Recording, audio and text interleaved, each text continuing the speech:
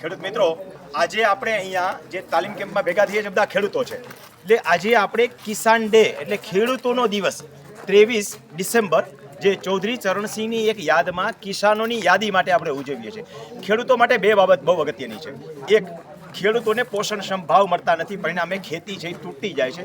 એમ કહો કે ખેતીમાંથી લોકો પલાયન થતા જાય છે, દૂર જતા જાય છે. આવનારા દિવસો જો આ આવશે ને તો કોઈ ખેતી કરસવા રાજી નહીં થાય. બીજા નંબરમાં, અગાઉ ખેતીના આવા પ્રશ્નો નહોતા, અત્યારે ખેતીમાં રેવન્યુ રેકર્ડમાં એટલા બધા લોચા ઊભા થાય છે કે ખેતીની જમીનનો ખરેખર એ માલિક હોવા છતાંય માલિકી એક મટી ગયો હોય છે. તો આ બે પ્રશ્નો પ્રાણ પ્રશ્નો જેવા છે જે કિસાન ડે નિમિત્તે ખેડૂતો જાગૃત થાય, પોતાના અધિકારો માટે પોષણક્ષમ ભાવ હોય તો ભલે, તૂટતી ખેડૂત ખાતેદારીનો પ્રશ્ન હોય તો ભલે, રેવન્યુ રેકર્ડ બાબતે હોય તો ભલે, અને રેવન્યુને લગતા ભ્રષ્ટાચારો હોય તો ભલે, આ દરેક બાબતે ખેડૂત જ્યાં સુધી જાગૃત નહીં થાય, ખેડૂત જ્યાં સુધી નોલેજ નહીં મળે, ત્યાં સુધી આ સમસ્યાનો ઉકેલ આવશે નહીં. તો ખેડૂત દિવસ નિમિત્તે સૌ ખેડૂતોને આ બાબતે જાગૃતિ કેળવવા હું રમણીકભાઈ કોટડિયા અપીલ કરું છું.